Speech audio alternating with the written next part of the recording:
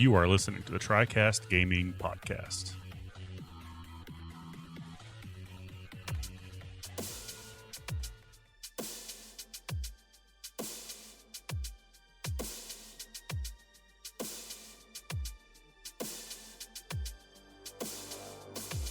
Greetings and welcome everyone to episode number 8 of the Tricast Gaming Podcast. I am your host, Philip Keeney, and I am joined today by the roguishly handsome Mike Martinez. That's me. And the ever quantumly present Adam Garcia. Hello. Guys, how are y'all doing tonight? I'm good. About yourself? Not too bad. It's been a little bit of a slower week this week, finally, at work, so I'm feeling a little bit higher up the ready to do this order. How about you, Mike? I feel like ass. Like I told you earlier, I was kind of stuck in the middle of a bunch of smoke from a wildfire, and then got a sinus infection, and then my wife got strep. So it's been a great time in this household. We're having a great time here. Yeah, that sounds rough, man. I don't envy this at all. But there is a positive to all this, Mike. Oh, how are you going to make this a positive? You're back on the podcast. That is true. Yeah, y'all did great last week without me. I don't know how y'all kept it together, but y'all pushed through. We missed and you. Got his show out for sure, man. It was good. Yeah, thank you. But your presence was definitely missed, though. That's for sure. Yeah, it was just a rough week. Yeah, well, we tried to do you justice. We brought in your topic, and we tried to talk smart like we knew something about PCs, but that was some bullshit. So, we did what we could do. We did. Yeah, I saw the teraflop trying to describe what that is. I'm like, oh no, they don't know. Can they push through this? I mean, I was pretty sure that it was like the number of floppy disks you need to shove in the CD drive in order to make the Blu-rays work, right? Isn't that how it works? That's close. That's very close. But it looks like you have a correction. I do have a correction. Well, guys, before we get into the show, and I'm going to bring the mood down a little bit somber for a second, but I think it's really important. I think it's really, really important. Today is National Suicide Prevention Day. And I just wanted to speak a little note on this because I think this is such a great thing to be aware of. Growing up for me in high school, I actually went to several different, I want to say it was 5 different funerals. I had a friend whose father committed suicide. I dated a girl who both of her brothers committed suicide. So this is a really difficult thing. A lot of people suffer from it, and I think it's great that we have an awareness day. And I think it's important that if you're struggling, please reach out. I'll even answer anything on this podcast if somebody wants to talk to me. Make sure that you reach out, and if someone reaches out to you, please be there to listen to them. And sometimes you just need to listen. You don't need to try to solve their problems or anything, but sometimes people just need someone to hear them, someone to recognize that this is a difficult thing for them and that you want to hear what they have to say. So just make sure that if you need help, please reach out. And if you have someone reach out to you, please listen to them. Mm-hmm. Right. Yeah, that's 100%. All right. All right. So I'll try to lift us out of that little bit of a somber mood, and move us along, guys. So last week, Adam, you told me that I should watch Cobra Kai, and I got off the podcast from recording.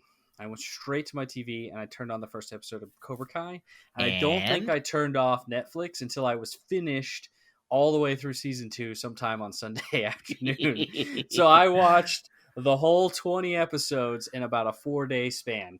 So I thought it was excellent. Well, I thought season 1 was excellent. Season 2, I don't want to spoil anything because I know Mike is watching it right now, and he's kind of towards the end of season 1. But season 2 for me got a little too, I want to call it, weekday afternoon telenovela type bullshit going on in it. It was a little too dramatic for me, culminating in that final episode where I actually saw what happened coming, but I was like, nah, this is too much. Come on. So I don't know. I'm hoping they can pull it back up with season 3. I don't want to give away too many spoilers because I know Mike, you're watching it too. So Yep. I don't So, know. in that sense, I'm not going to say nothing because I know I'll give something away. Yeah, please don't. Please don't. Yeah. So, but I really, really enjoyed season 1. I mean, season 1 had me by the hooks, man. I couldn't put it down. It's really good. And season 2, I was kind of going with it until about halfway through when it started to get a little bit odd, but I definitely finished it. And I think it's a really good show. I think it was very nostalgic for me. I like you said, Adam, how they blend in the scenes from the original Karate Kid movies, and it was really nostalgic for me thinking back to my childhood and watching those movies. And I did think it was a little bit strange how they almost kind of tried to make out like Danny LaRusso was the bad guy all along. I thought that was a little bit weird. I mean, Yeah. everybody knows that Mr. Miyagi was like the guy, right? I mean, Yeah. I don't know. It's a bit strange, but in the end, I think they kind of pulled it back out and kind of showed that, like, hey, both of these guys, Johnny Lawrence and Danny LaRusso, are, they have their struggles, but they're also, like, deep down kind of good people. So, by the end of season 1, I thought that they had kind of done that well enough. So I was happy with it. But yeah, Mike, how are you? I think you're in it a little bit too. How's it going for you? Good. I started episode 1 as soon as I got home today, and I paused it on at the end of episode 8 just to start the podcast. Nice. I will finish the show tomorrow. So it hooked you as well. Well, there you have it, guys. If you haven't seen Cobra Kai, it sounds like we highly recommend it from this podcast. Yeah, it's pretty good. Definitely recommend it. Like, I like how it's just so nostalgic. It brings back the 80s music and like the montages and stuff like that. I'm a sucker for that. Yeah, I love how it always ends with the old theme song. I actually force Netflix to let me watch the credits just so I can listen to it. Yeah. I just hate that Mr. Miyagi died though. Like it would have been so much better if he was still alive. Well, that dude was old though, wasn't he? He was old. He was old when the movies first came out. So see, Daniel is now the same age as Mr. Miyagi in the movies back then. Now. That's crazy. Are you sure about that? Yeah, I remember reading that. Well, he's older now at this point because I remember hearing that a few years ago. Dang. That's crazy. Yeah. Because the actor who played Mr. Miyagi, Pat Morita, he died in 2005 at age 73. Uh-huh. And if let's see, if Karate Kid 1 came out in 84, then that means he would have been 20 years younger, so 53 when they filmed Karate Kid 1. Yeah, that sounds about right. Yeah. Well, how about that? And you're saying that Ralph Macchio is 53 now? Something like that. Let's look. He's 50. You're right. He's 58 here. Wow. Man. Boy, does time fly. Well, on that note. Oh my gosh. On that note, I guess we'll move on. I do have one other little funny story related to Cobra Kai. I'm a huge racing fan, as you guys know. I don't know if I've said it on this podcast, but I know you guys know. And my favorite form of racing is IndyCar.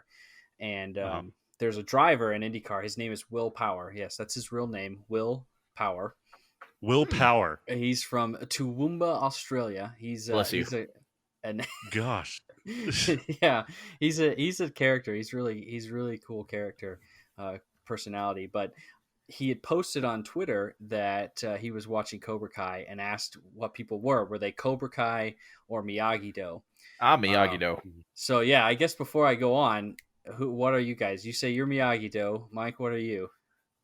I don't know, man. I'm getting pulled towards the Cobra Kai a little bit. Oh, come on, Mike. Cobra Kai is badass. Yeah. It's not about being badass. It's about being one with the Miyagi-Do and like the karate. Yeah, I think if you had to make me pick, I'd go Miyagi-Do. So we're 2-1 here on this podcast. But so he Boom. asked this question, and so I reply, and he says that he would be Cobra Kai. So I replied and said, I think that Miyagi-Do would have done you some good on a few of your championship runs. Smiley face, smiley face. And then said, don't be mad. I'm a huge fan. I was heartbroken with all those second places too. Did he reply? And he liked my tweet. That's awesome.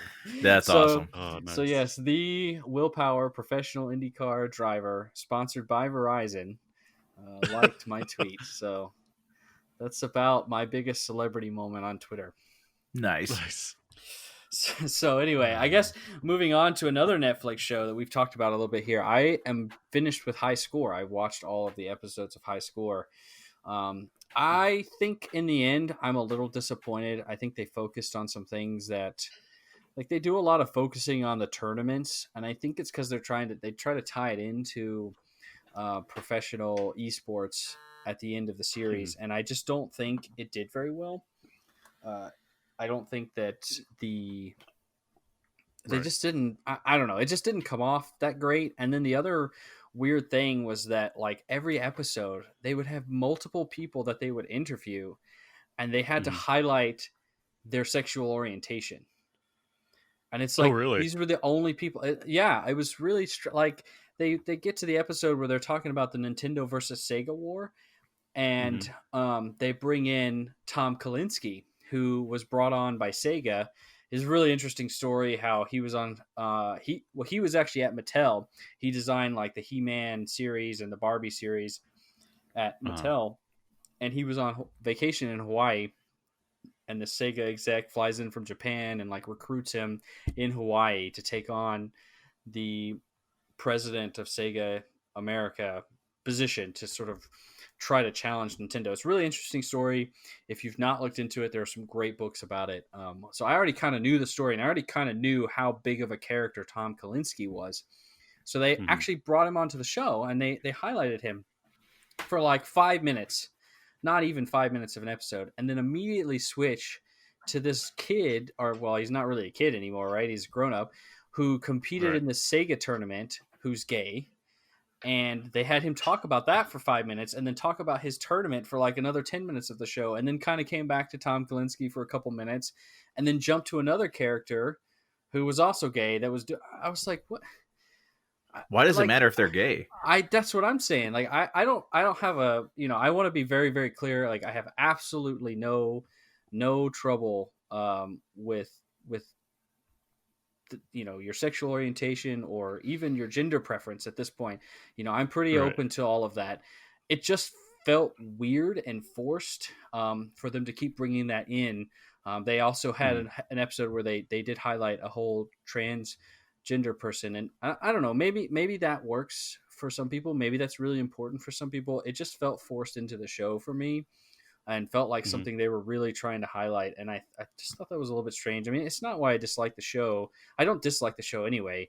I just felt it was a little bit of a strange goal of the show to kind of go that route. I kind of feel like that them adding that element to it just kind of helps add a label to them, which I'm sure most of them are against that anyways. But that's just me. Yeah, absolutely. And that's kind of like, it kind of lends itself to this feeling that I kind of had by the end of the show, that this was made by somebody who wasn't really deep into video games. Almost like somebody from outside of the industry who said, oh, I need to make a series about this, a documentary series about this. And these are the things I'm going to highlight. Like these people who, they use video games as like their acceptance in the world because they can compete however or as whoever they are.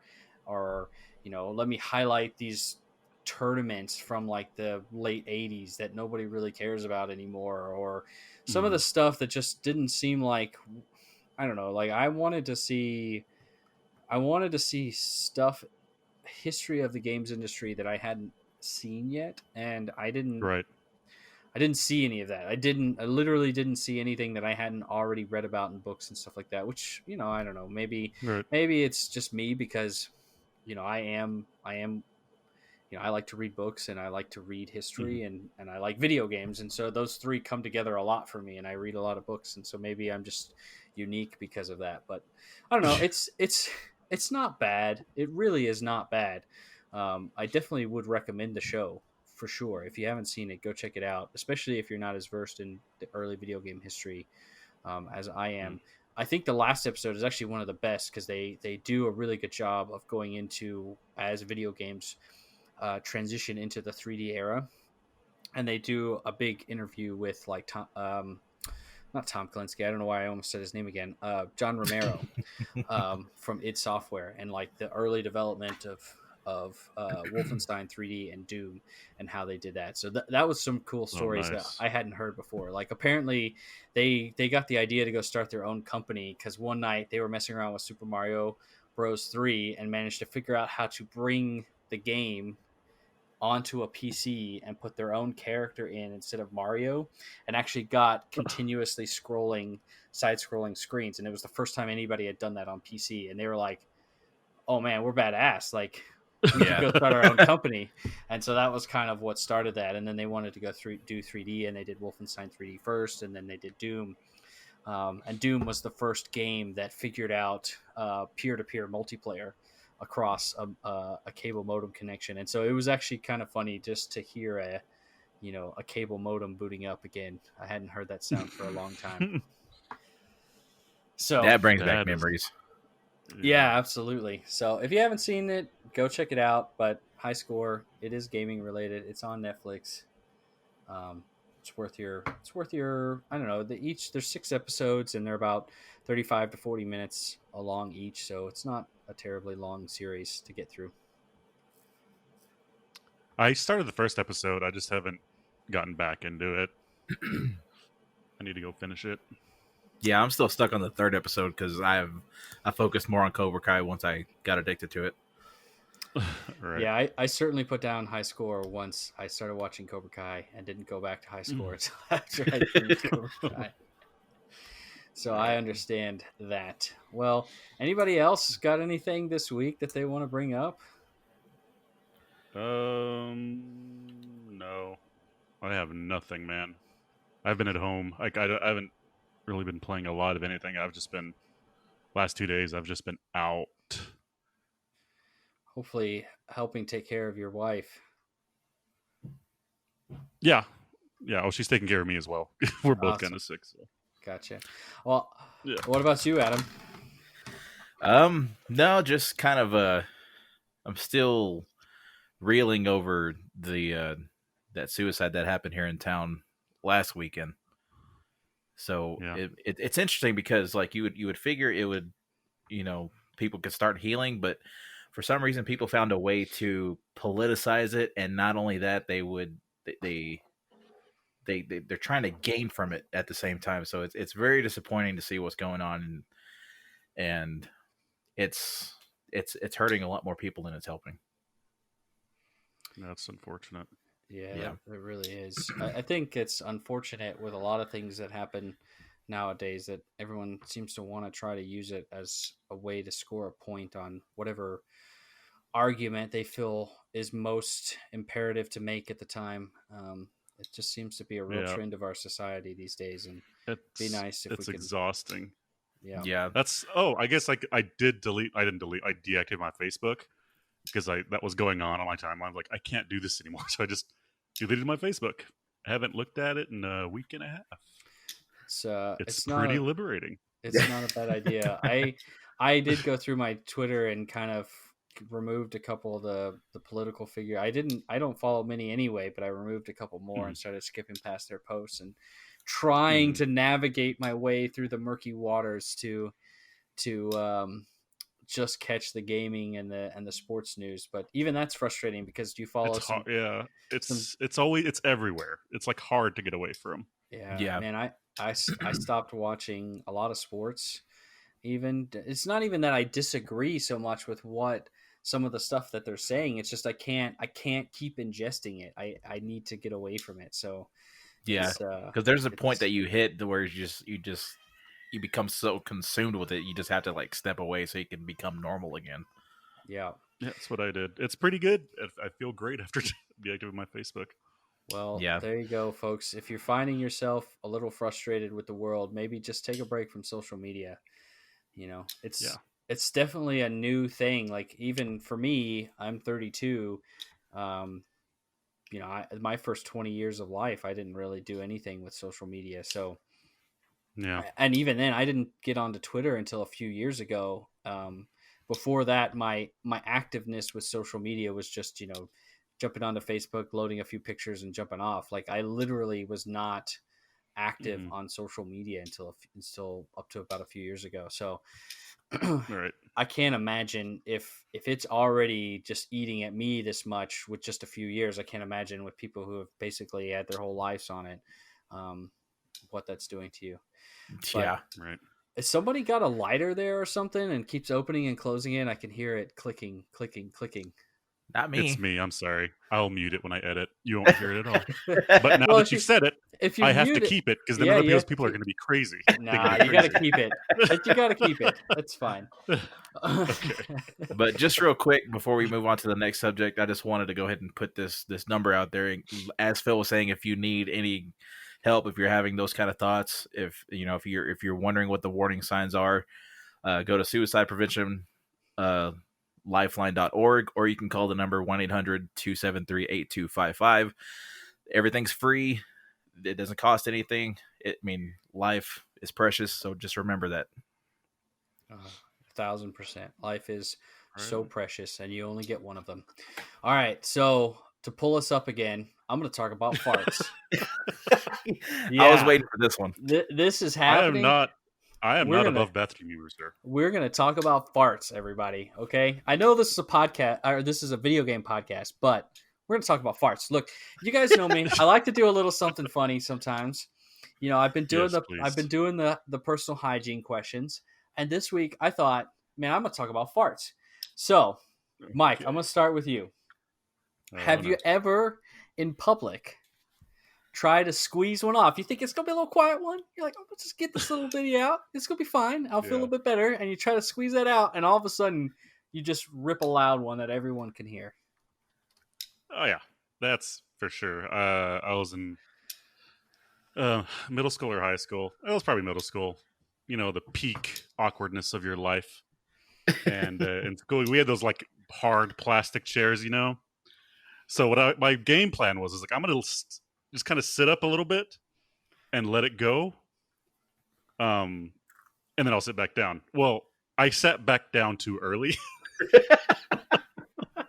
So it was going good. And then I bailed a little bit early, sat down, and just a trombone of an echo just right from my ass. And it, like, everybody's like looking at me. And they're like, oh, man, that's awesome. That happened. It was just like, oh my gosh, the echo is what is hilarious, because it's like one of those big like lab classroom things, with the tall table chairs and all that. Yeah, it was. There's no escaping it.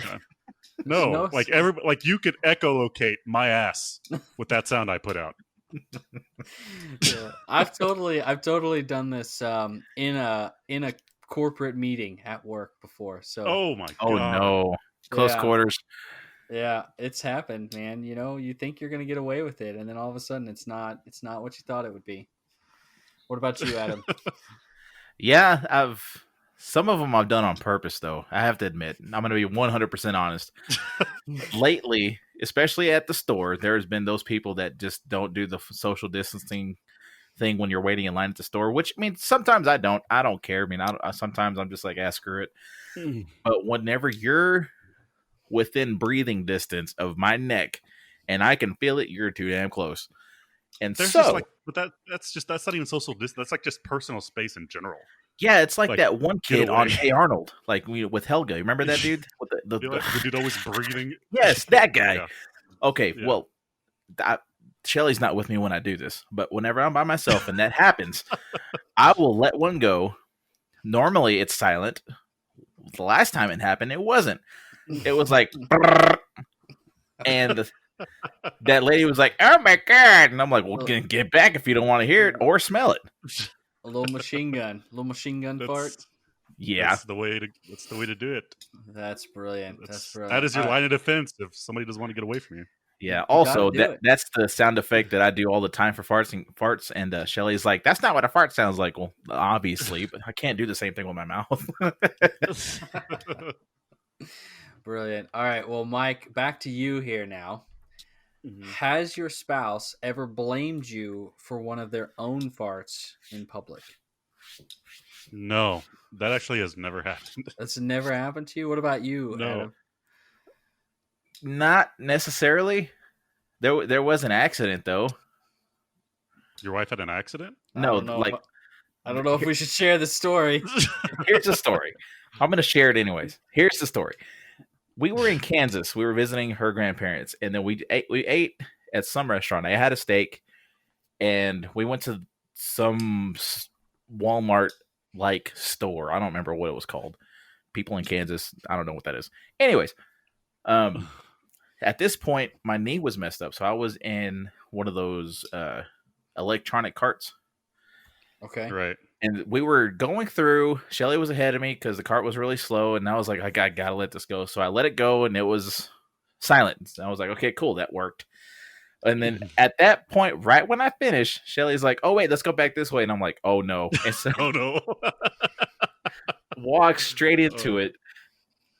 And yeah, it was bad. Was her mouth open? No, it wasn't open. But that was the only time she's ever had that happen, and she was just like, "Oh," and I was like, "I'm so sorry." Let's see. This maybe this is unique to my household, but this has definitely happened to me. We were in a GameStop, and my wife let off one that was silent, but it was powerful, and I smelled it. I was like, "Man, who the fuck did that?" And I looked at her like with a little smirk on my face, like, "Somebody did you smell that? Somebody just farted." And I turned back to the whatever I was looking at, the display, and apparently she looked at the person that was also over there that I assumed had done it, and like pointed at me and was like shook her head. And we leave the store later, and she's like, "Yeah, I totally blamed you. They all thought you did it." I was like, "Wait, that was you?" Oh, so you didn't know initially it was I had no idea. I thought it was the other person that was in the store. Like, I had no idea that it was her. Yeah. That's hilarious. So this has definitely happened to me in public. All right. Well, my final question here. We've given off some pretty embarrassing ones, but have you got an even more embarrassing fart story to share? Yep. All right, Adam, go for it. One morning, I woke up. This is my routine sometimes. I wake up and go to the bathroom, right? In my old apartments, we lived in a a 2-story apartment that was ghetto as hell. They had a fentanyl raid. They had multiple drug raids. All these shady people lived there. But ironically, my windows didn't get broken out until I moved out of that place. Anyways, this lady that used to live behind us was like real dramatic. Like she'd always be arguing with somebody, probably on the phone. And this one morning, I went to the bathroom, and all of a sudden, I hear, "You're killing me! Why are you doing this?" And like all these things, and I'm like, I have to go to the bathroom. And so I was like, okay, I'm just gonna let this one go. And kind of like what Mike said, the sound that came out of me was like a symphony orchestra with only trombones. And oh my gosh, dude. It echoed to the point to where I didn't hear anything next door. Like, she obviously heard what I said and was like, "Ugh," and left the room so she can go yell at that person elsewhere. Wow. That is, my gosh, dude. When your fart is so big that the person in the apartment next to you is grossed out. That's something. that's oh my god. That's real impressive. Wow. All right, Mike. What about you? Okay. Have y'all had any physicals? Have y'all had physicals before, like where they check your junk and all that to check for hernias? Yeah. Dude, I was ROTC, man. You got to get. Oh, that's right. That's right. You got to bend over and cough for that one. Yeah. Well, I'd have to bend over, and it happened to be a female nurse that was doing this. Uh-oh. And I got my, I'm standing there as you do, and I let I tried so hard to hold it, but like there's sometimes you just can't. Like you can't. And so as she was going down, you didn't stop her? No. I didn't know what to do. So like she just okay, cough, and I coughed and it just like came out. But she was very professional. Very professional. I bet this is not the first time this has ever happened to her. What did she say? Not. She just kind of smirked. I'm like, I didn't say anything. I was like, I like feel like this cannot be the first time this has happened to her. Cannot be. You're like, I'm just not going to acknowledge it. I'm just going to pretend this did not happen. No, it didn't happen. It did not happen. Oh, and man. It happened again whenever she did the other one. Oh my god! But not as loud. Luckily, it didn't stink. It was one of those that were just a puff of air. Man, that's awesome. I don't know if I can beat that, but my most embarrassing one. This was like early on. Sarah and I were just dating. We hadn't even gotten engaged or anything yet, and I went to visit her at her parents' house, and her youngest sister was doing this JCPenney's fashion show, and so we went to go do it. And me and Sarah and her middle sister are standing there talking on this row of seats, and we're kind of chatting. And I don't really notice that her mom has walked up behind me. Okay, we've been dating maybe a couple months. Okay, like I'm not good enough with them yet to be farting in front of them, but I had to kind of let one go. I let it go. And it had some sound to it. And I was already like a little bit like sheepish, like, oops, I didn't mean to. And then Sarah just starts laughing hysterically. And I turn around and her mom is standing there. So I mean, like not even 2 feet farted behind on me. your girlfriend's mom. Yeah. Oh. Yeah. Wow. So that was, that still stands as my most embarrassing fart moment. In some countries, that's how they say hello. If you were dogs, that's how you get to know each other. That's hilarious. All right, well, guys, we're 30 minutes into this podcast, and I swear, everybody, this is a video game podcast where each and every week we get together to channel our virtues through the Triforce to provide you all the latest news and general thoughts from the mythical world of video games. We are new and largely doing this of our own entertainment simply because we love video games and telling you fart stories, apparently. If you like what you hear, please consider leaving us a like and review on your podcasting app of choice. And if you really enjoy it, please consider sharing on social media and the likes to your friends. You can find us on Twitter at Tricast Gaming P1 and on Facebook at Tricast Gaming Podcast, or finally on our website, tricastgamingpodcast.com. DM us on Twitter or Facebook with your questions or your comments or your concerns, whatever you have, your corrections. We would be happy to hear from you and read them out on this show. All right, everybody, I'm going to jump into corrections. I'm going to try to move us a little bit because we did have a wonderful opening 30 minutes for you. I've got several corrections from last week. So number one, Avengers Endgame's release date was April 26, 2019. During last week's show, I said it was 2 years ago, and Adam said it was 3 years ago. That was just last year, you dudes. Listen, 2020 has been a long year, okay? It's been several years. Things has not been the same since the ending happened. I can't say the Oh my God. I don't know the statutes of limitations. I can't say anything. So yes, April 26, 2019 was when Avengers Endgame released. All right, number two. Is that on DVD or is that in film? That was in theater.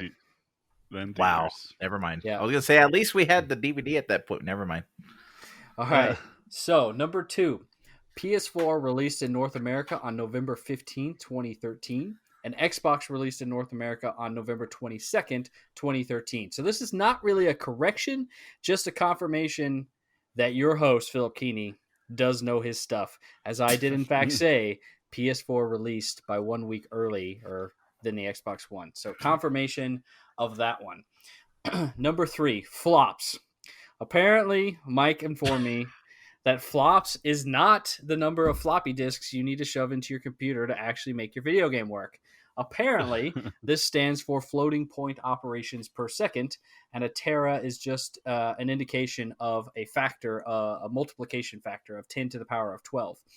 So this is essentially representing the number of floating point calculations per second a GPU is capable of performing, which roughly corresponds to the expected graphical output. In other words, the number of pixels and movements and all that kind of stuff that the graphics processor is calculating for and displaying out on your screen. So flops is meant to be some kind of representation as to how powerful or how much your graphics card can do in 1 second. So the more it can do, the more output you can have. So that's how you can get up to 4K resolution still at 60 frames per second, because it can actually calculate that number of pixels on the screen that many times, that many frames per second. So that's what a flop is. Apparently, it's not what I thought it was. So, oops, my bad, guys. All right, number 4.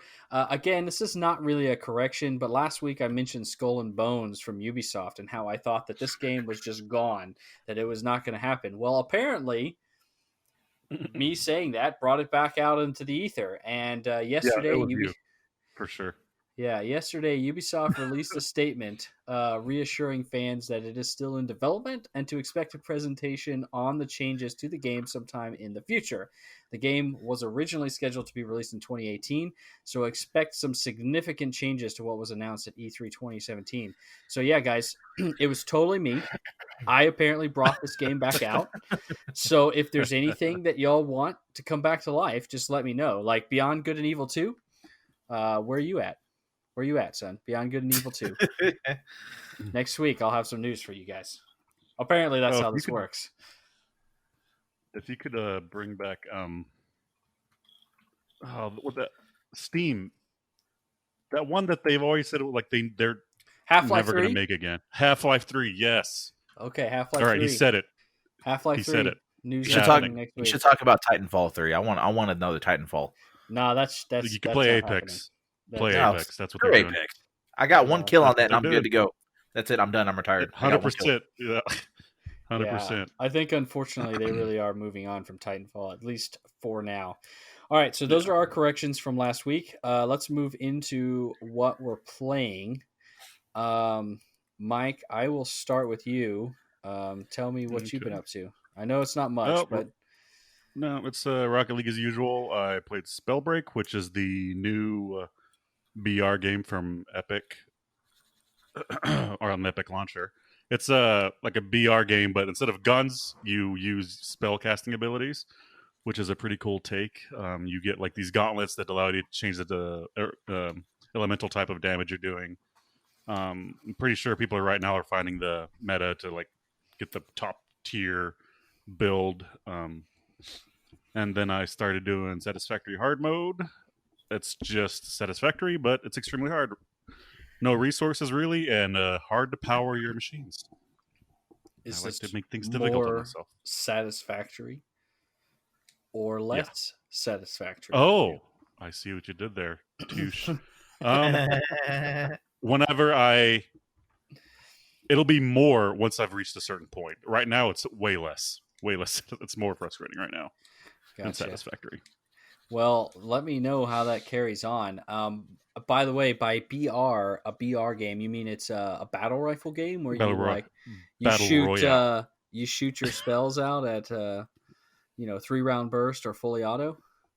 Nope, it's a battle royale where you actually cast the spells. Actually, there's not really from what I've used, there really wasn't a cast spell. It's all pretty. You're just throwing fireballs and poison clouds and ice arrows at people. I see. I knew it was battle royale. Guys, I'm in the mood tonight. I told you it's not been such a bad week. I'm a little more up for the show. Okay, that's why you get fart jokes and why you get my lame dad jokes. Okay. I love it. He's sassy, Adam. He's got a lot of sass tonight. Got a lot of sass.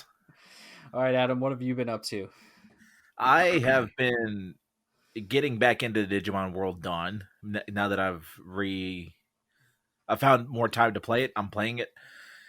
You'll have to excuse me. I'm wheezing over here for some reason. And then I've also been playing Fall Guys. I started playing Fall Guys. It's kind of lame by yourself. It's better with other people. Yeah, because by myself, I'm just like, oh my gosh, get out of the way. Dude, get out of the way! And then it's over because I didn't make it. Yeah. Well, see, if we were on a team, I would still be getting in your way because I still want to win. But at least it would be fun at that point. I'm a notorious grabber. Notorious grabber. Nice. Yeah. Well, yeah, Digimon World Dawn, we've talked about on the show before. You're still enjoying it? Yes, I am. Golly, I'm wheezing like crazy right now for some reason. Can y'all hear that? Yeah, we're worried about you here. Yeah, sorry guys. That's make the problem with asthmatics. Well, I'll talk for you here for a second, just so you can help catch your breath. But I'm glad that Digimon World Dawn is still doing good for you, and that you've checked out Fall Guys. Fall Guys, again, another show or another game we've talked about here on the show. I haven't really tried it or played it much more since that first time I played it. It just didn't grab me. It just didn't grab me. I guess I need to download it on PC as well, and maybe us three. You need to play it, and I will grab you. Yes, you need to play it on PC. You know what? Yep. Any game, and I will grab you. Where I get grabbed by Mike is a good game. Yeah, it is. That's my favorite game. Did I hear somebody else say yes on that? All right. Yeah. Well, like I said, I went and bought Tony Hawk Pro Skater 1+2 remake, and I got Marvel's Avengers last Friday when they both released. I've dabbled in both, probably maybe 3 to 4 hours in each of them. I haven't been able to do a whole lot of gaming this past week because this past weekend was a bit of a nightmare in terms of all the stuff that I needed to do, and then we went and visited Sarah's parents for the Labor Day weekend. But I did get in, like I said, 3 to 4 hours on each game. Tony Hawk's Pro Skater 1+2 is excellent. If you are a big fan of those games, you need to get it. Check it out. It's $40. It's not even a full price release. It is somehow exactly how I remembered that game, and yet it looks so much better. It looks like a modern game. It plays like a modern game, even though I think it still pretty much plays exactly the same. I was having so much fun with it. Everything's still in the same place, like the skate letters, the secret tapes. Like I jumped into the level, I knew exactly where to go and what to do, and I was right back on my bullshit of grinding into manuals, into the next grind, into manuals, into the next grind, into the next manual. I was killing it. This game is super fun, and they've added a bunch of customizability to your create a character. So that's really cool too. Different challenges and things you can work towards in the game. You can earn points and apply them to different skills on your skater. That may be something that was in the original game, and I just don't freaking remember it. But if it wasn't, that's the thing now. You can create your own skater. You can find skill points in the world. You can apply them into your skater, and it actually lets you sort of tweak it on the fly. So at first I thought, I want to be up on the ramps. I want to be doing spins and tricks on the ramps. And I was like, nah, that ain't my bullshit. I need to be grinding into manuals, into grinds. And so I dumped all those points back out of the ramps, dumped them into the grinds and the balance and the manuals. So you can kind of play with your character on the fly as you're running the game. So that's really cool.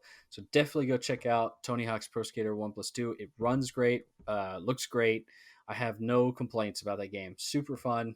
I will be on my bullshit with that game quite a bit over the coming weeks. Marvel's Avengers, on the other hand, boy, have I not played a game as buggy as this one in a long time. That's what I heard. This There's a lot of bugs.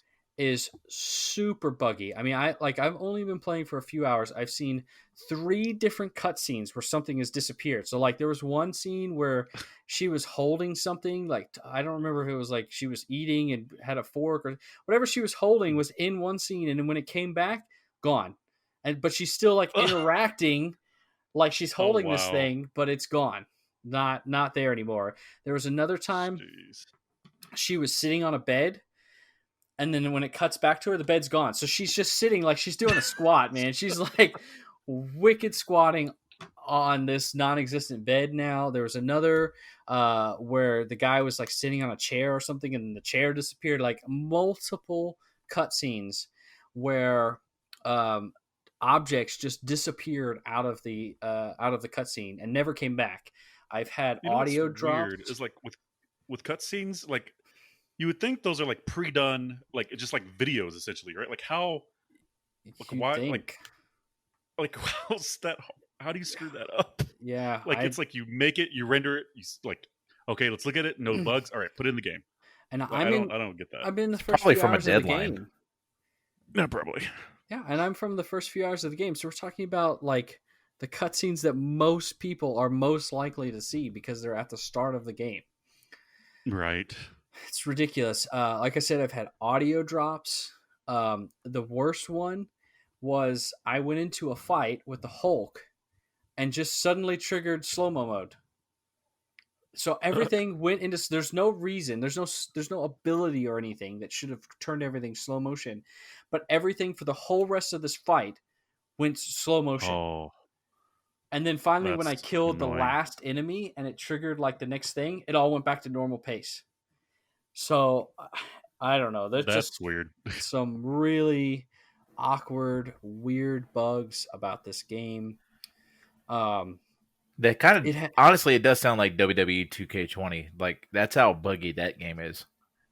Yeah, it's really disappointing for a big Marvel game from Crystal Dynamics.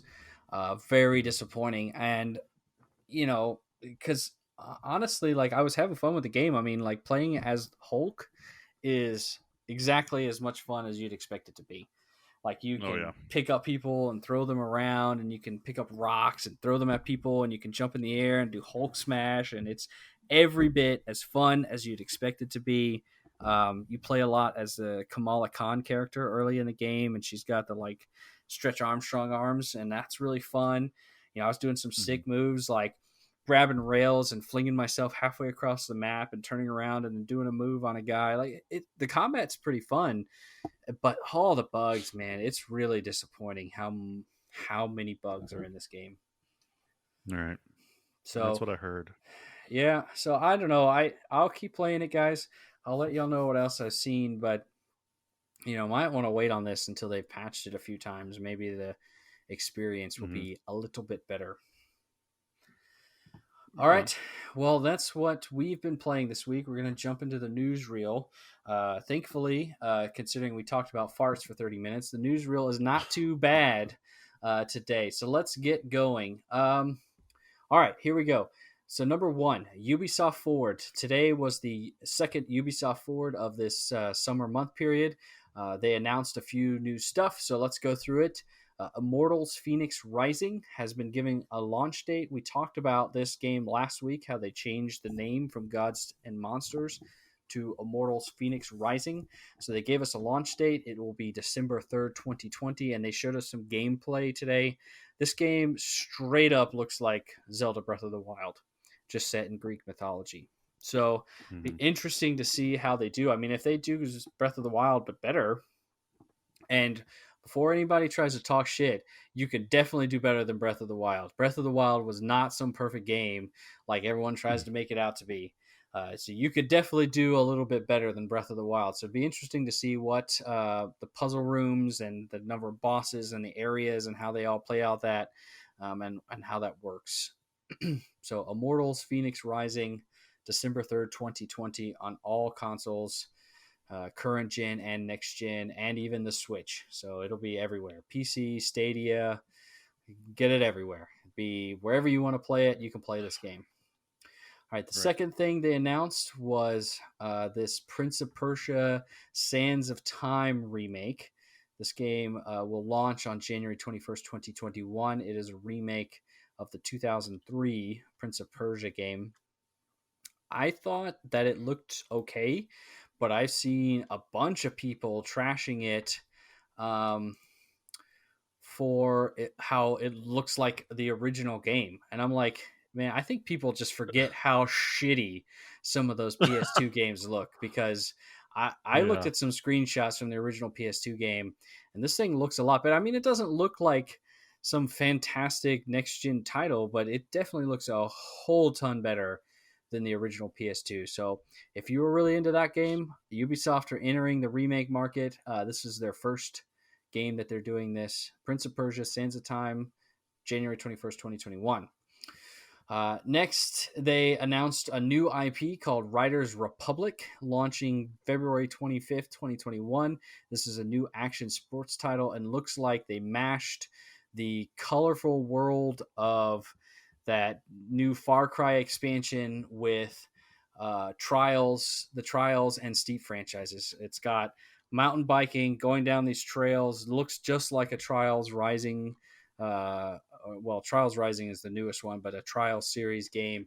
They also got the snowboarding and the hang gliding and stuff from Steep all mashed into one game here. So if you're into extreme sports, if you like those games, Riders Republic, it looks super colorful and interesting from an art style perspective in terms of the gear and stuff that they put on their riders, but probably not my game. Next, they announced a free 4K 120 frames per second update coming to Rainbow Six Siege for the next gen consoles. So that's pretty neat if that's your game. 4K 120 frames per second. That's pretty wild. That should be good for a first-person shooter like that. And then finally, they also announced Scott Pilgrim vs. the World Complete Edition, including all original DLC. So this is a re-release of a game that was delisted about 6 years ago. I don't remember when it came out first, but it was delisted from the store about 6 years ago. They're going to re-release that game as a complete edition later this year, sometime for holiday. They didn't give an exact date in the show. Anything else you guys want to add from Ubisoft Forward? No, you added to Prince of Persia, which I was pretty excited about. Yeah, I think I'm good. Yeah. Okay, yeah, excellent. Well, hopefully Prince of Persia is good for you, Mike. I thought it looked fine. I was actually kind of intrigued by it. I don't know. Yeah, why. I remember what it looked like back in the day. Oh, this looks okay. I mean, it's not bad. Yeah, it looks enjoyable. I think some people just need to get off their graphics horse sometimes, you know? Yeah. All right, moving on, another piece of Ubisoft news. They announced that Assassin's Creed Valhalla's release date has been brought forward 1 week. Because you know what? We've gotten 50 minutes into the show and not mentioned the big stinger that we're going to talk about at the end of the show. That's right, folks. The Xbox Series X has a launch date. It is November 10th. We are going to talk about that in detail at the end of the show. Instead of doing 3 different topics, we're just going to do an Xbox blowout. So November 10th. And Valhalla's release date has been brought up forward 1 week. It was supposed to launch on November 17th. It's been brought forward 1 week to November 10th to launch alongside the Series X. So PS4, Xbox One, Xbox Series X and S.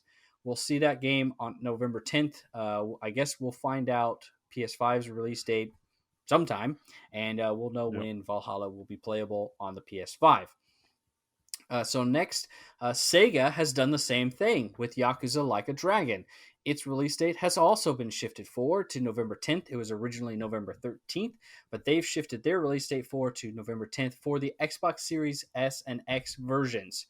They were not specific on the Xbox One, PS4, or PC versions, so we'll see what is to come there, but the next gen version is definitely going to launch on November 10th alongside the Xbox Series X and S.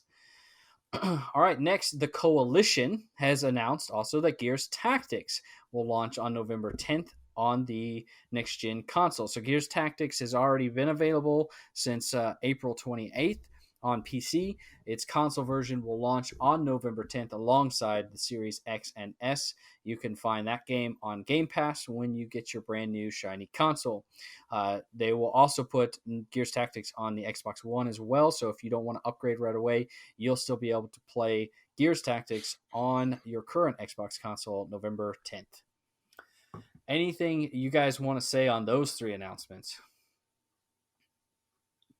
Do you think that the release date they announced the 13th was just a placeholder until they got the absolutely. They were so quick, both Ubisoft and Sega, to come out and say that their games were shifting forward these number of days, that absolutely. I think they gave out a date that they knew was beyond the release of the console, and they were ready to come back and say, yep, we're going to go November 10th alongside the Xbox console. Right. Because the 13th is a Friday, and not a lot of games release on Friday because they want at least a day to patch, a weekday to go and hotfix anything they need to. I just thought 13th was and it's also Friday the 13th. It's bad luck. Yeah, bad luck. Don't do I that.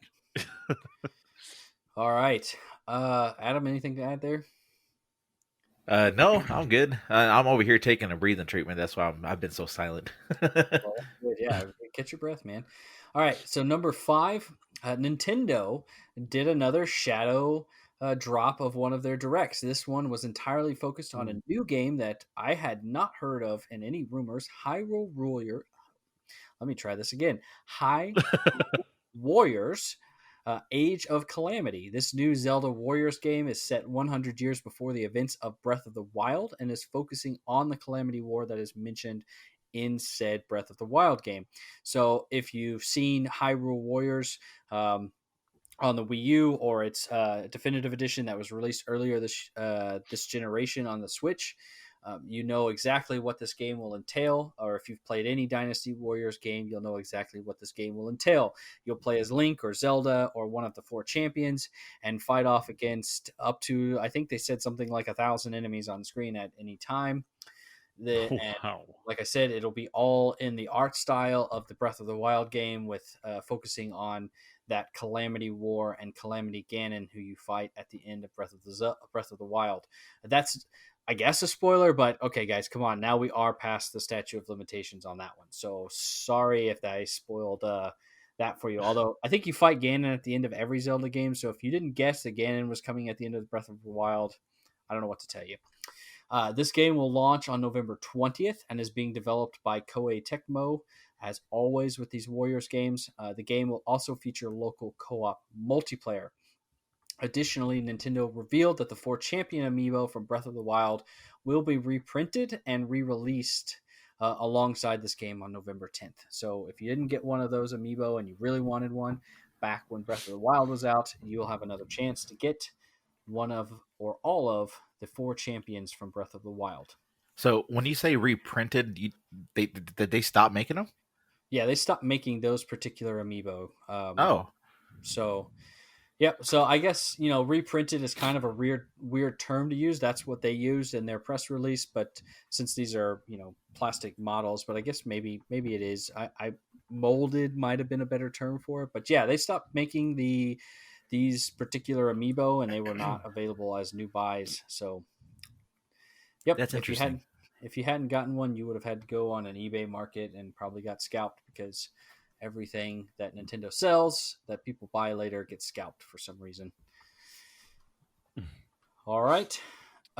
Moving on to number 6. Speaking of Nintendo again, Super Mario 3D AllStars is already the second best selling game on Amazon this year. And it isn't even out yet. Behind only Animal Crossing, New Horizons, pre-orders for the 3D Mario collection, which includes Mario 64, Mario Sunshine, and Mario Galaxy, is already outselling the likes of Doom Eternal, The Last of Us Part 2, Final Fantasy VII Remake, and Ghost of Tsushima. It looks like that limited time availability is working just a charm for Nintendo, which, again, that I've started seeing some outlets mention this. This is a pretty nefarious tactic from Nintendo. They've said that digital and physical copies of this game will stop selling on March 31st, which, if you guys have been listening to the show so far, I've explained this before, but I'll explain it again.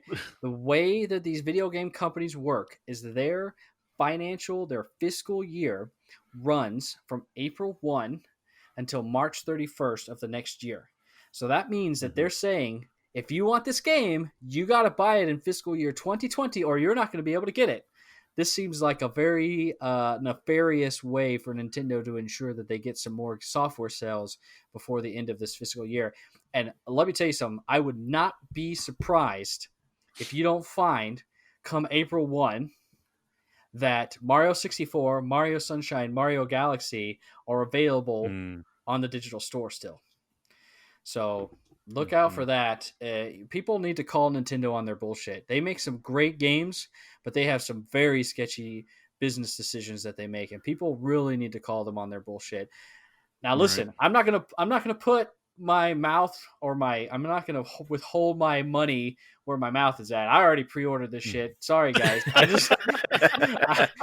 But I'm still gonna call them out. I knew that was coming. If anybody has better willpower than me, You should probably call them out on their bullshit. But you know what? I'm going to give them my money, and then I'm going to tell them that they suck. Here, take my money, but shame on you. Shame on you. All right. Oh Moving on. Number 7, Psyonix has announced that PlayStation Plus on PS4 and Nintendo Switch Online on the Switch will no longer be required for online play on each of those platforms when Rocket League goes free to play later this month. In their press release, there is no mention of Xbox, though. So this post is suggesting that at least for the time being, Xbox Live Gold will still be required to play Rocket League on Xbox, which is a very strange decision for Xbox to force this, considering their whole games are for everyone talk. And we'll get into some of the great things that they're doing in terms of trying to get you onto Xbox at the end of the show. So it's a little bit strange, but insider Jeff Grubb of VentureBeat did post on Twitter that announcement, and that announcement being that Xbox Live Gold will become free, so multiplayer on Xbox consoles will become free for everybody, is still coming. So I don't know, maybe they didn't say anything about Xbox in the Psyonix press release, so they just didn't mention it. So maybe that's on purpose. Maybe Xbox have another little thing up their sleeve for later this month. I think that would be fantastic if they said, look, you know what? You want to play multiplayer games on Xbox? It's free. They can get rid of games with gold. You've already got Game Pass. If you want those free games every month, just go get Game Pass. So they could go and say, look, we'll give you access to multiplayer online for free and do away with games with gold completely. I would be totally in support of that. If you want a prediction from your host, Philip Keeney, Tricast Gaming Podcast, I think that when the new consoles launch on November 10th, that is when you will see the end of games with gold and the end of paying for multiplayer on Xbox. That's my prediction. I can see that happening for sure. The way it's just that's the direction that Microsoft's going. I'd be surprised if it doesn't, to be honest. Yep, absolutely. I'm in complete agreement. So we'll see what happens there. But anyway, moving on. Codemasters has announced a delay for Dirt 5. The PS4 and Xbox One versions were supposed to launch on October 16th. They will now come out on November 6th. There is no word on the PS5 version, but they did confirm once Xbox confirmed the release dates for the consoles. Codemasters did confirm that the Series S and X versions of that game will launch on November 10th alongside the console. So I expect that whenever the PS5 launch date is revealed, they'll confirm that next gen version will be available day and date of the PS5 launch. So November 6th now, just a couple week delay there for Dirt 5. Number 9, Mojang has announced that Minecraft will be getting PSVR support added later this month, making the full game playable in VR on PS4. There will be some added comfort settings, but otherwise it is 100% the game as it is, but playable in VR. Now, I put this in. I think this is great, but I also want to highlight what's happening here. PlayStation came out at the start of the week and said, we want to highlight VR this week. So just to set your expectations, we're talking only VR this week. We're not going to give you any PS5 news.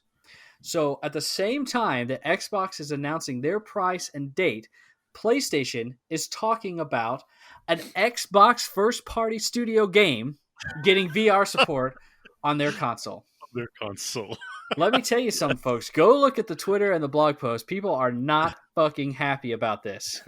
They want their PS5 news. I think it's pretty funny that this happened. Yes. All right. Gosh. My final news story of the night, and then we could get to blowing Xbox. Number 10, Activision has revealed the Call of Duty Black Ops Cold War multiplayer beta dates. If you want to get in there and try this out, it's October 8th and 9th for the PS4 pre-order, October 10 and 12 for the PS4 open beta, October 15 and 16 for the Xbox and PC pre-orders, as well as open on PS4 consoles. And then October 17th through 19th, it will be open on all platforms. So plenty of times to get in there and try it out, no matter what your platform of choice is, if that is your thing. I don't think I'll be there, but if it's your thing, there's your dates. Go check it out. All right, guys. Anything else on the news that y'all want to mention before we move on? Nope, I think I'm good. I'm down to move on. All right, let's get on to the topic of the show. Xbox Xbox has gone first. They didn't intend to go first. They intended to go next week, and Phil Spencer has admitted this on Twitter. They were intending this announcement to come out next week, but overnight on, what was it? Was it Monday night or Tuesday night? Overnight, in the middle of the night, this thing leaked. Not only did the announcement leak, but they actually had some footage from the announcement video of the Xbox Series S that leaked out into the internet via... I'm trying to remember his name, Brad Sims. I don't know who he represents. I'd have to look that up. But this stuff leaked out here by one of these games journalists. And so pretty much overnight, Xbox media team, they jumped up and they dealt with this pretty mightily, really well. And they came out and they said, yep, the Xbox Series S is real. It will launch on November 10th and it will cost $299. And then the next day, they said, yep, and the Xbox Series X, that will launch November 10th as well, and it will be $499. Pre-orders for both consoles are opening on September 22nd. So yes, boom, like you say, Mike, Xbox Series S, Xbox Series X, November 10th, $299, $499 respectively. That is the launch date. That is the launch prices. And now the ball's in Sony's court. Mm-hmm. I think it's kind of sad that a journalist is the one that broke this, and then Xbox is like, okay, fine, let's just put it out there. I don't know. I think the way it played out, it just worked perfectly. Yeah, if you haven't gone on there, I know we just talked about giving social media a break, but just jump in there, go through some of Xbox's tweets. They did some great stuff. They memed it off. They announced it. It was really good. Their social media team, their publicity team really did a great job, and they should be commended for how they pivoted, because even if we've been begging for this for a while, and they really should have announced this a long time ago, and maybe if they had, it wouldn't have leaked, but it still sucks because that's your big reveal, and that got leaked. Before they could do what they wanted to do, but they got around it. They put the stuff out there.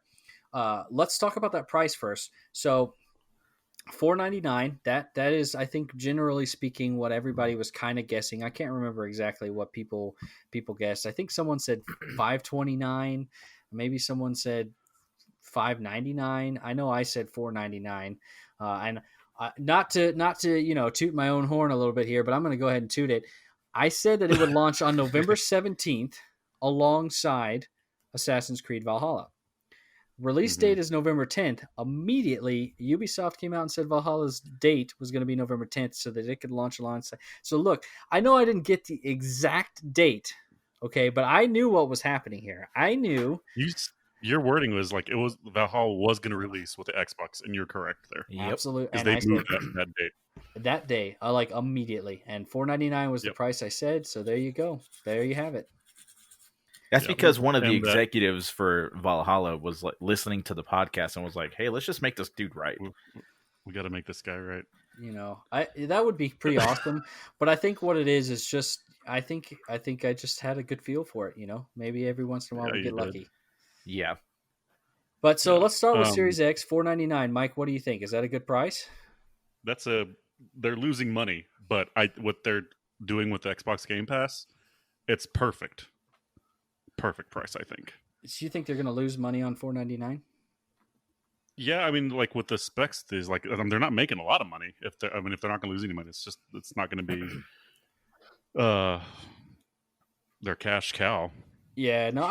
I don't think they're taking a loss on the Series X. I think that, it's not much, maybe $5 or $10 on each console that they're making on it, but they're not taking a loss on Series X. That's my thought. I don't really have anything firm to back that up. Just a little bit of what I've read about what some of the pieces inside it cost, equaling out to somewhere roughly around $460 or so. And then you got to factor in distribution costs and middleman costs and things like that to give you maybe $5 per console to Microsoft. But, they're at least not taking a loss. Now the Series S at $299, that is the whopper. That is the big one. They are definitely taking a loss on that thing.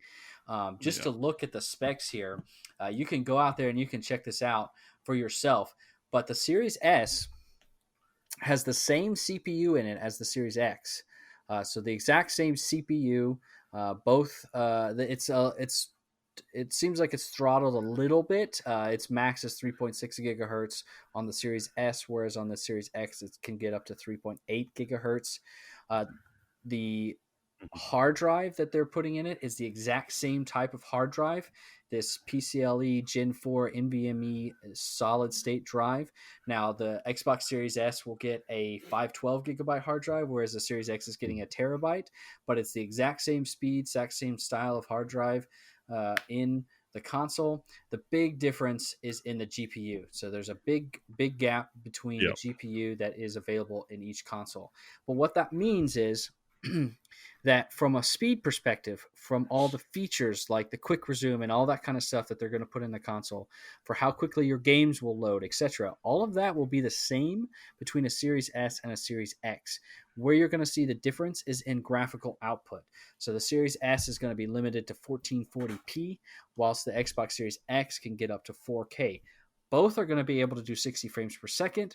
Both are going to load your games fast, the same speed. It's just in that graphical output where you're going to see the difference. So the Xbox Series X, they're quoting 12.15 teraflops, whereas the Series S is 4 teraflops. So that puts it from a graphical perspective along the same lines as the current PS4 Pro, but with that souped up CPU and that souped up solid state drive inside of it. So this is really, I mean, they're definitely taking a loss, probably up to $100 loss on this. I mean, probably a big loss on this thing. It doesn't have a disc drive either, so that helps. It's a digital only console, but I mean, it's a fantastic price. $299 is the same price as the Switch. You know, right. That's a great price to get a next gen console. Come November 10th. What do you guys think? You can buy a next gen console for the same price as you can get a current console. That's insane to me. Like, absolutely, that's insane because you can buy an Xbox One S right now for $299 at Target. That's right.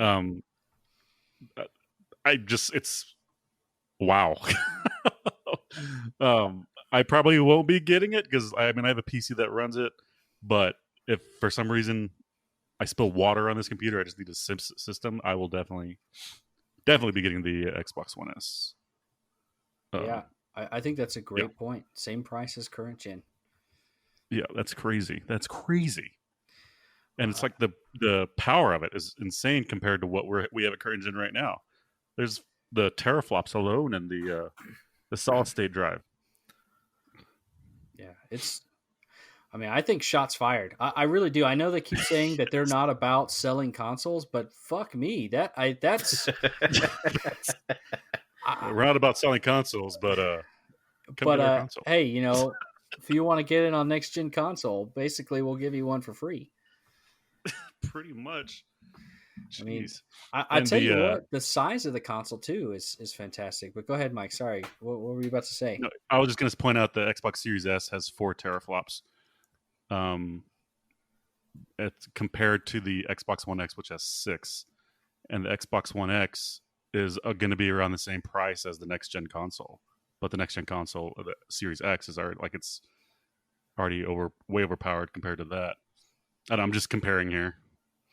Yeah, so I think the series, the confusing names here. I think the One X is around 6 teraflops. The PS4 Pro is around 4.5 teraflops, maybe, and this Series S is coming in at 4 teraflops. So from a graphical perspective, it's roughly on. I know it's less, but listen, it's roughly right on par with the PS4 Pro right now.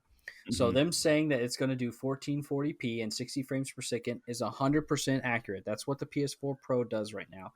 But the thing is that they're including the same CPU, the next gen CPU, and they're including that solid state drive. So this is going to be a definite next gen jump up from what you have right now with the PS4 Pro. So you're not going to get 4K visuals, but if really all you're doing is 1440p and looking for 60 frames per second and super fast load times and all that stuff, you're going to get it right here with this console. And it can go up to 120 FPS. That's crazy for a console these days. That's amazing. Amazing. Adam, have you figured out how to catch your breath yet, or are you still dying over there?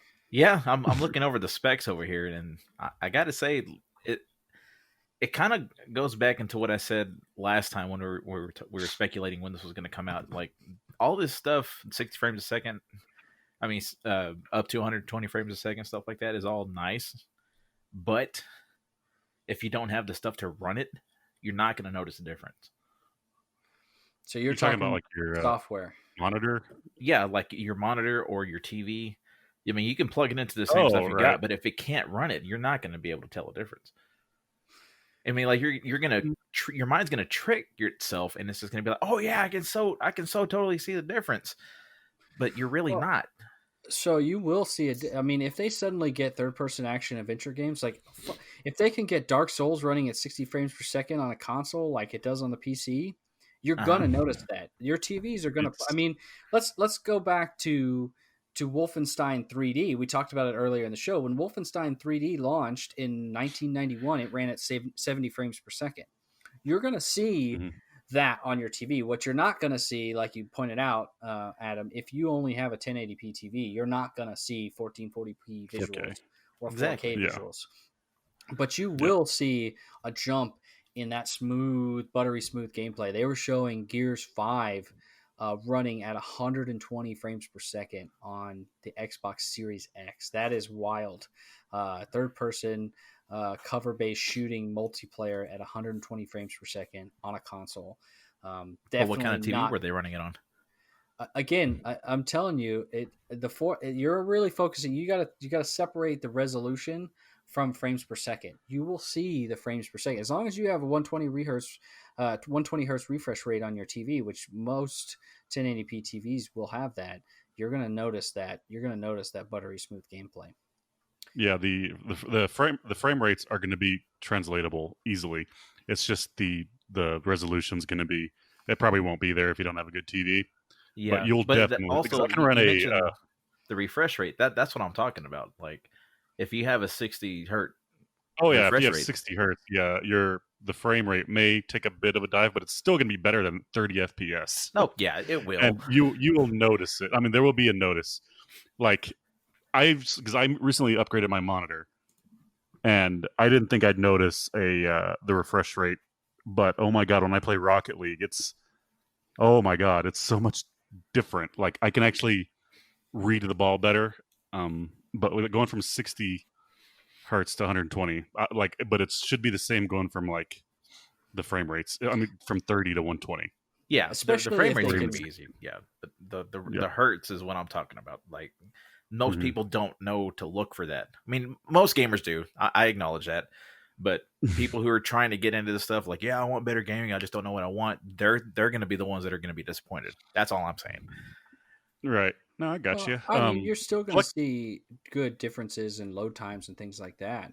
And if we, just another point I want to make on frames per second, if they can make it, even if it's capped at 60, but it is a consistent 60, you're going to notice that too, because here's the thing with a lot of these games, even on current gen consoles, they say they run at 30 frames per second, but if you actually look at it, they dip down into the low 20s quite often, especially with games like Dark Souls and such, especially if there's a lot of stuff happening on screen, like mages firing off magics and characters jumping and they start dipping frame rates quick. So if these consoles can maintain like a consistent frame rate, even if it's just 60 frames per second, you're going to notice a massive difference. I think it'll start at 120, and then I think what's saying it's 60 FPS up to 120 is like you'll peak at 120, but you can dip down to 60 FPS every once in a while, I guess, is what this is saying. They're just setting expectations. That would be hilarious if they said if it's up to 120 frames a second, if it's like a black screen. No. So I think what this is saying is that our standard, like the base that we want our games to hit, is 60 frames per second. 60 FPS, yeah. Right. So not necessarily that your games are going to bounce between the two. I think you're probably going to see games locked at one or the other. But what it's saying is that some of these games, like Gears 5, which is a current gen title that they're bringing forward, they could get that to 120, and they can run at 120 for that. But sense. Halo Infinite, I think they actually already said Halo Infinite's multiplayer will run at 120, but the single player would be at like 60. It'd be limited to 60. That's crazy. So I wonder why. I think probably because like the open world environment and all the assets that also have to load with it probably makes it such that they kind of have to throttle something. But on their multiplayer maps, you can kind of scale back some textures. You've got less area that's loading in and everything, and you can run, because most people are focused on what is that other guy doing across the map, not oh, look at that pretty tree over there in the corner. Right. So just I guess one more time reiterate, it's coming out November 10th. Pre-orders start on September 22nd. $4.99 for the Series X, $2.99 for the Series S. So just put that out there again in your mind. So let's step into the next thing. They also announced that EA Play is coming to Xbox Game Pass. We have talked about Game Pass on this show repeatedly. This shit is getting better.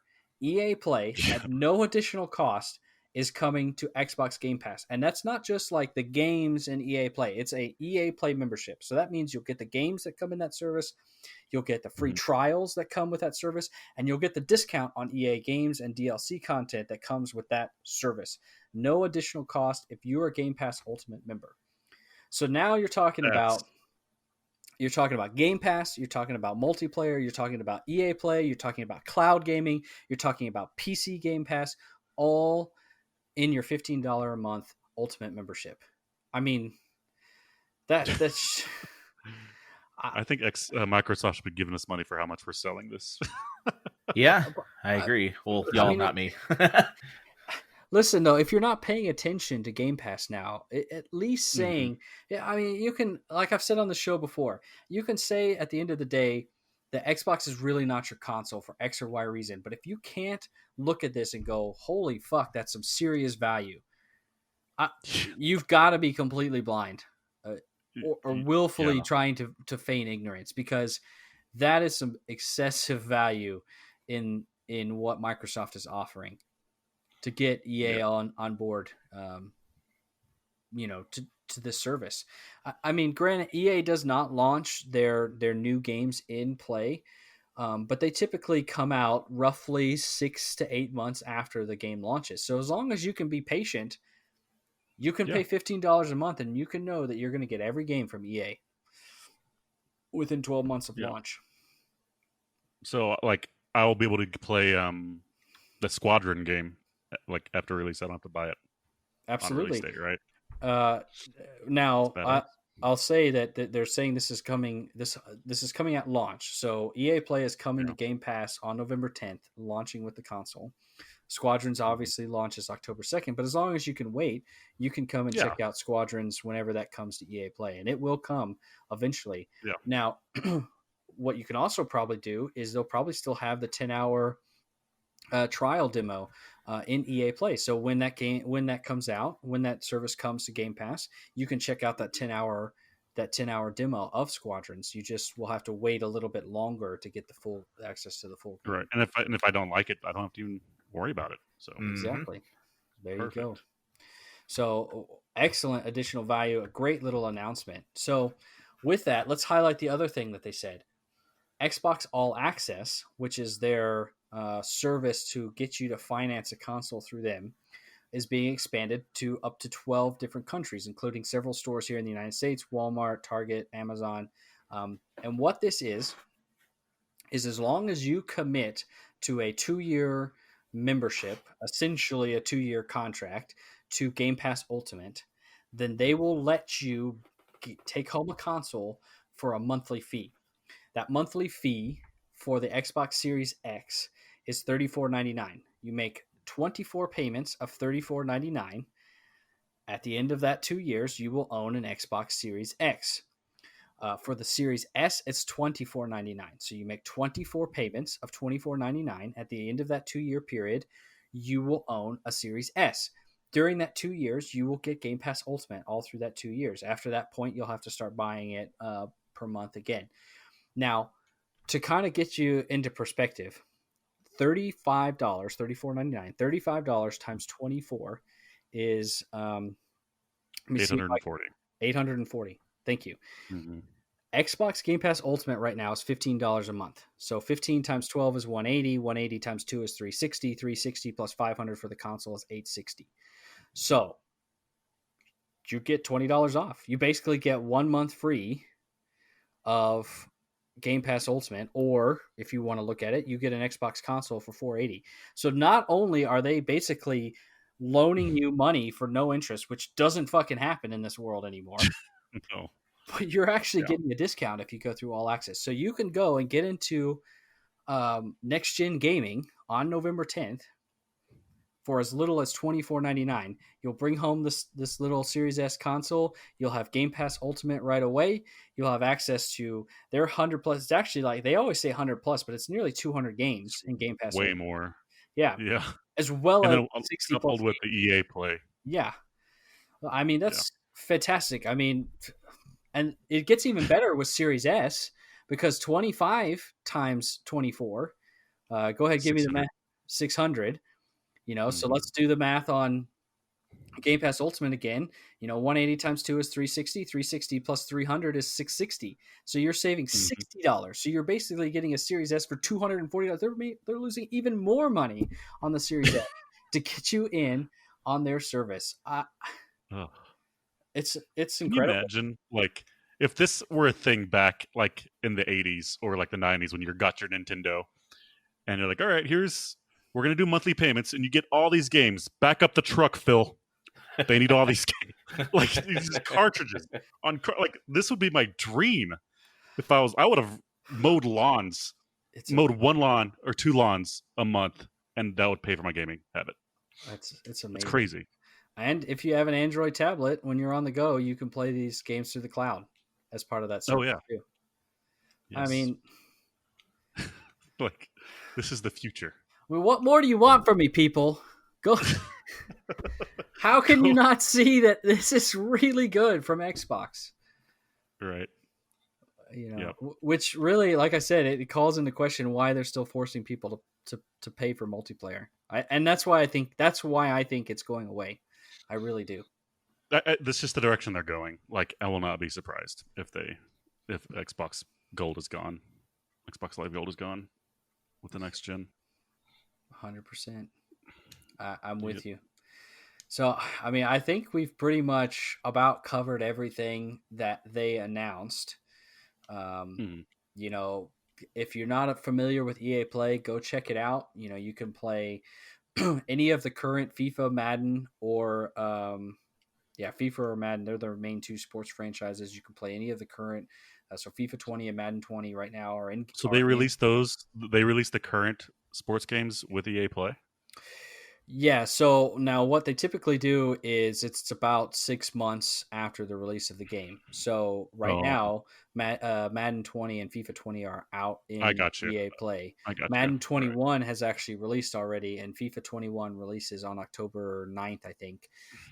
But they, like I said, it's about 6 months. I used to be able to wait, but now I play so much Ultimate Team that I can't wait, because if you wait that long to get into it, there's really no point. So I do buy my FIFAs on launch. But right now it has Need for Speed Heat. It's got Titanfall 2. It's got the Battlefield games. It's got the Mass Effect games. It's got the Sims. I mean, there's so much in there. It's got Titanfall 2. I can actually finish Microsoft Need for Speed Most Wanted. I started that game back when I built my first computer, and my computer broke, and I never finished that game. Well, so now I can actually go back and finish that game. Now you can. I've been patiently waiting on Need for Speed Heat.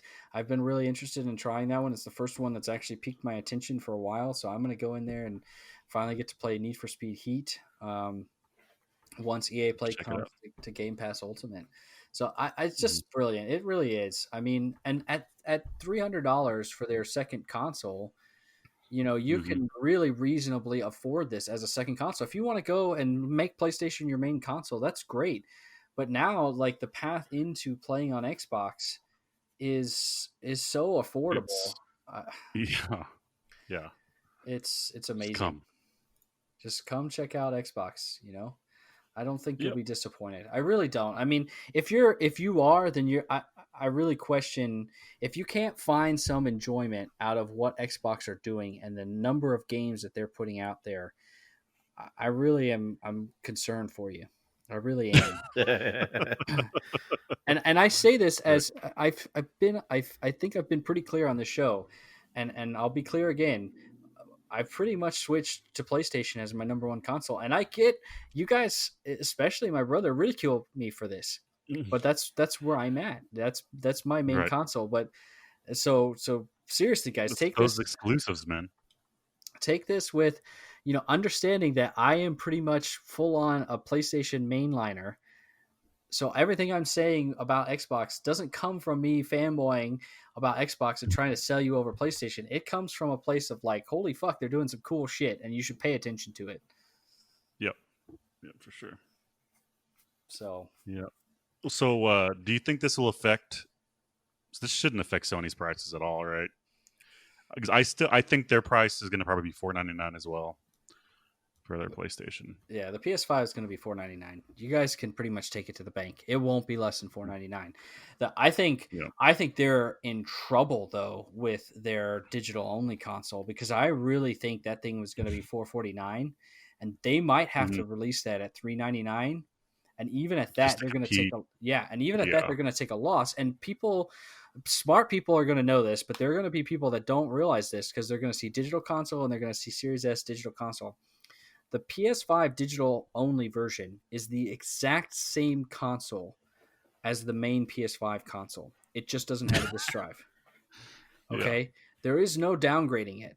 So all the components in that, all the expensive components that are in that are the same. Disk drives these days, Blu-ray drives are a dime a dozen. So that's anybody thinking that the PS5 digital is going to somehow launch anywhere close to the Series S price are crazy. That thing is probably going to launch at $449. So you're probably going to have two SKUs of PlayStation consoles, one at $449 and one at $499. And I think they're going to take a battering on that one, because that's, a pretty significant price jump between those two consoles, even if, in fairness, the Series S is not the same as a Series X, and it's not going to be the same as the digital only PS5. It's just they're going to get compared inevitably, and so that's tough. And now, Xbox have gone first, and PlayStation are probably like a little bit like, oh fuck, probably on their back foot right now, covering their face. I think the only reason to get a PlayStation, the only reason right now, is just for the exclusive alone, not because of the hardware. In my opinion, like not the hardware. It's just to play the exclusive games. That is the only reason to get a PlayStation.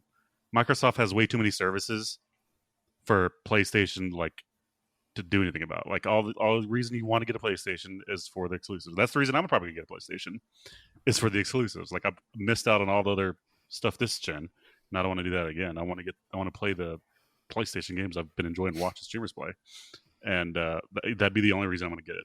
If I was going for hardware alone, it'd be Xbox, and the services alone straight to Xbox. Like Xbox just checks. There are too many checks on that side. But since I have a PC, then I have Game Pass there. I can play those games. It's just that's the only reason I'm getting a PlayStation, is for the exclusives.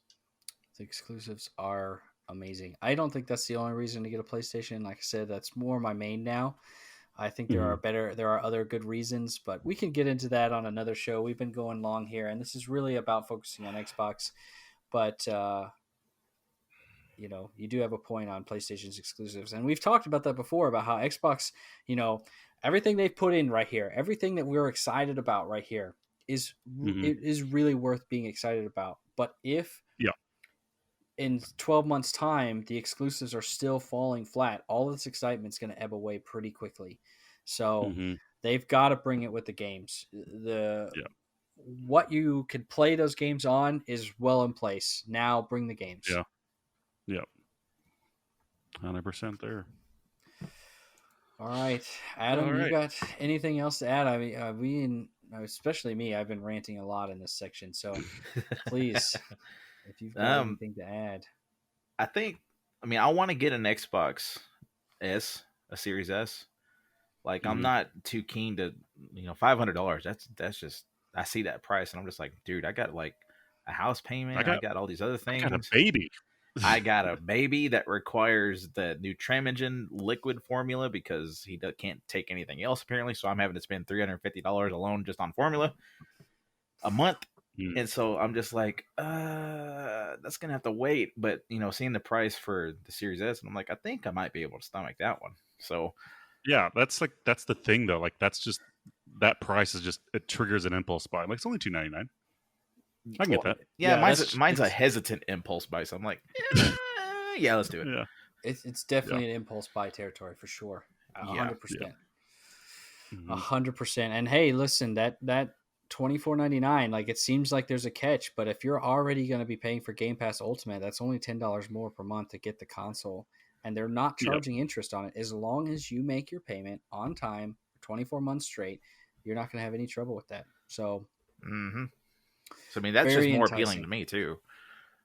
Yeah, very interesting. I tell you what, I will almost 100% guarantee you, unless for some hellish godforsaken reason COVID-19 doesn't go away and I never start traveling again for work, I'm going to end up buying a Series S as well, because that thing is so fucking small. I can put that in my backpack along with my work laptop, and I can travel with it, and I can get to my hotel room, I can hook it up, and I can get gaming again. I've been tempted to take my PS4 on trips before in the past, and I never did, just because I have a Pro and it's a little bit chunky. But that Series S is so small, I can almost 100. I would say 98% guarantee you guys that I will get an S as soon as things get lifted and I get back to traveling for work again. I will go and get an S pretty much day one so that I can travel with that thing. Nice. It's about the size of a graphics card, apparently. So yeah, it'll fit right in your bag. Yep. Carry on. There you go. All right, guys, are we ready to wrap up this show? Let's do it. Let's do it. So I'm going to give you guys the upcoming games this week. As always, these are my highlights. There's always more games coming out. These are just the ones that I picked out. All right, so here we go. Number 1, Necromunda Underhive Wars. This was talked about at the Gamescom show. This is a Warhammer 40k game. Looks really interesting, actually. This game is coming out, or it came out a couple days ago on September 8th, and is on PS4, Xbox One, and PC. Deep below the hive cities of Necromunda, lead, customize, and grow your gang in the twisted tunnels of the dystopian Underhive. Also out on September 8th, Star Renegades. This game is coming to Xbox Game Pass for PC. Star Renegades is a dimension-spanning roguelite strategy RPG. Outsmart uniquely generated adversaries, forge bonds between heroes, and end the cycle. I don't know what cycle you're ending, but you're going to end a cycle.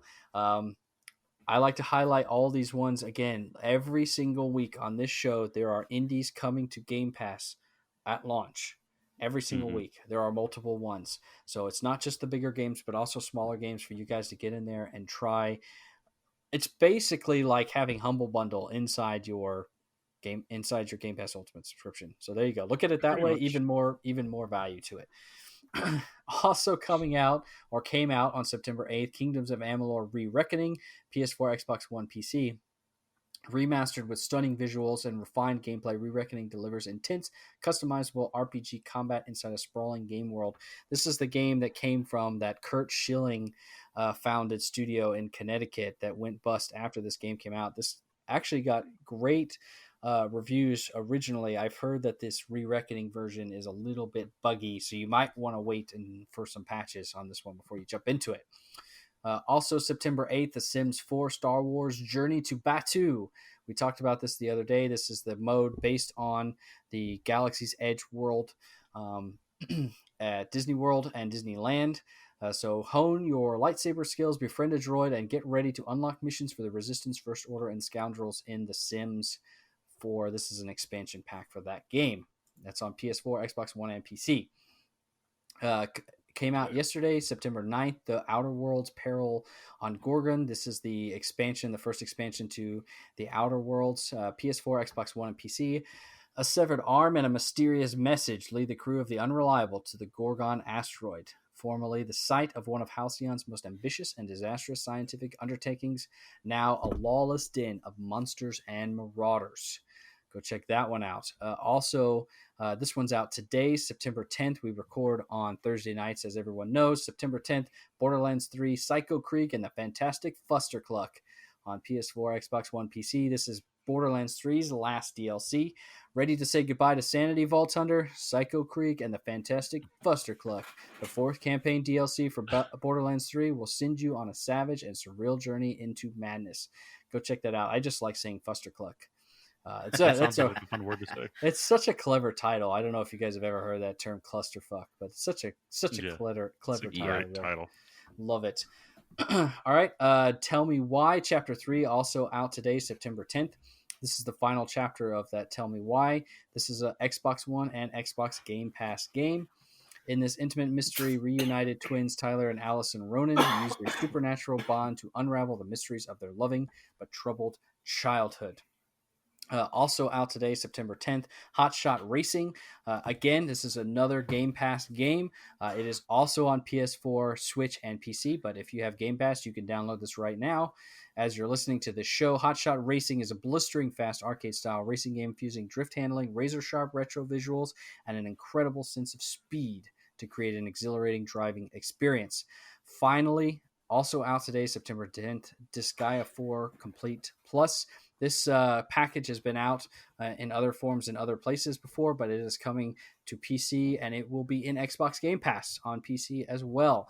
The Ultimate Disgaea has arrived. Hell-raising action and horde of special features await you in this tale of fiery revolution. So if you have Game Pass and you have PC and you have Xbox, you have 4 new games in Game Pass this week to check out with your service. So excellent stuff there.